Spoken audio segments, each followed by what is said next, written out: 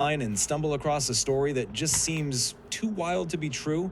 Well, what if I told you there's a theory about a lost global empire, a civilization with incredible technology and stunning architecture that was just wiped from our history books?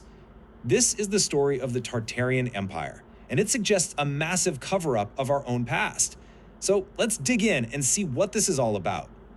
And at the heart of it all is this one really powerful idea that the history we all learned in school might not be the whole story, that it might be a carefully constructed narrative designed to hide a forgotten truth about our world.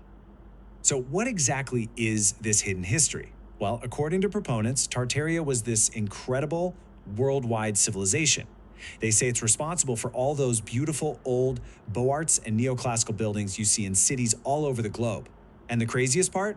The theory claims this entire empire was wiped out by a mysterious mud flood back in the 19th century, and that ever since, some powerful forces have been covering it all up. All right, so here's how we're going to break this down. First, we'll look at the maps, then the incredible architecture. After that, we'll tackle the mysterious mud flood. And finally, we're going to ask, why are we so drawn to these kinds of hidden histories? Okay, first up, the maps. This is often the first piece of evidence people point to. You look at these old maps and bam, there's this huge area labeled Tartary. To supporters of the theory, this is undeniable proof of a massive unified kingdom. So, what was Tartary? Well, the historical context here is absolutely key. See, Tartary wasn't a name an empire gave itself. It was basically a label that European mapmakers slapped onto a huge, and to them largely unknown, part of Asia that stretched all the way from the Caspian Sea to the Pacific. And why does that matter? Because it starts to shift the mystery, you know? It's less about a lost empire, and more about the slow, difficult process of mapping a world that was still full of blank spaces. So you have the theory, which proposes this single, all-powerful empire. But when you dig into historical sources, you find that Tartary was more of a catch-all term for a region that was home to tons of different groups and cultures. The name itself actually comes from the Tatars, a term Europeans often associated with the Mongol invasions, which is probably why they linked that whole mysterious region to them. And this timeline really shows you the whole story. The name wasn't just suddenly erased, it was refined. As Europeans explored more and learned more, that single giant Tartary got broken down into more specific regions with more accurate names. The term didn't vanish in some big cover-up. It just became obsolete as real knowledge started replacing guesswork. Okay, let's move on to the second major pillar of the theory, all of that breathtaking architecture you find around the world. The argument here is that these buildings are just too grand, too complex for the supposed horse-and-buggy era they were built in.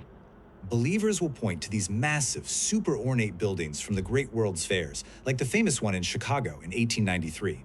And the question they ask is a fair one. How could a society without modern cranes and power tools possibly build these wonders, only to tear most of them down a few months later? The theory suggests they weren't actually built for the fairs at all, but were ancient structures that were just excavated and cleaned up. But the actual history of these fairs tells a very different story. They were designed from the ground up to be temporary dreamscapes. They were meant to be these incredible white cities that would dazzle people for a summer and then disappear. They were a monument to progress, but also to how fleeting that progress could be. So, how in the world did they build these instant cities? The secret was this amazing material called staff. Think of it like a kind of early fiberglass. It was a mix of plaster and fibers that could be poured into molds to create any shape you could imagine. Then they just nailed these molded pieces onto a simple wood or steel frame. It looked just like solid marble, but it was light, it was cheap, and it was never meant to last. And you don't have to take my word for it. This quote from one of the fair's own engineers really says it all. The goal was never to build for eternity. It was to put on the best possible show for the least amount of money. The whole point was the illusion of permanence. I mean, it was the ultimate expression of Gilded Age ambition and pure showmanship. All right, now we get to the most dramatic element of the entire Tartarian theory, the Great Mud Flood. This supposed cataclysm that buried this advanced civilization, leaving only the tops of its tallest buildings visible for us to find. The main evidence you'll see are these countless photos of old buildings. And when you look closely, you see windows and doors that are right at ground level, or even halfway buried. The argument is that these aren't basements, they're the original first floors of much taller buildings, now buried under feet and feet of mud from some forgotten catastrophe. But to really understand these buried buildings, we can look at a specific and incredibly well documented case, 19th century Chicago. See, the young city had a huge problem. It was built on a swamp, so low lying that it couldn't even install a proper sewer system. The streets were just a sea of mud, and diseases like cholera were running rampant. And what they did next was one of the most audacious engineering projects of the entire century. Chicago literally lifted itself out of the mud. Using thousands and thousands of simple jack screws, teams of men raised entire city blocks, buildings, sidewalks, everything, inch by painstaking inch. So those buried ground floors, they weren't the result of a cataclysmic flood. They were the result of the city raising the streets around them. It's just an incredible, true story of human ingenuity. So, if we have these documented explanations for the maps, and for the architecture, and for the buried buildings, why does the idea of the Tartarian Empire continue to capture so many people's imaginations? What is it that makes it so compelling?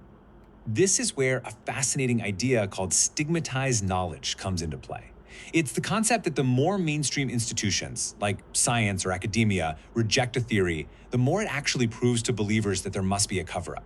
It becomes this kind of self-fulfilling prophecy, where the lack of official acceptance is seen as the ultimate proof of a conspiracy. And these hidden narratives are just so powerful, aren't they? They make us feel like we're in on a secret that nobody else gets. They take all these little isolated anomalies, a weird name on a map, a strange-looking building, an old photo, and they weave them together into this single epic story, a story that often feels way more exciting and coherent than the messy, complicated reality of actual history. So when you put it all side by side, you start to see something amazing. The myth of Tartaria is absolutely captivating, no doubt, but the real stories behind the so-called evidence, they're just as incredible, if not more so. They're these amazing tales of human ambition and problem solving that honestly rival any story of a lost empire. The real history isn't less magical, it's just a different kind of magic. And that really makes you wonder, doesn't it? The story of Tartaria is a great reminder that sometimes the truth really is more incredible than fiction. It challenges us to look beyond the surface of a mystery and ask more questions, because a lot of the time, the greatest stories are the ones that have been hiding in plain sight all along.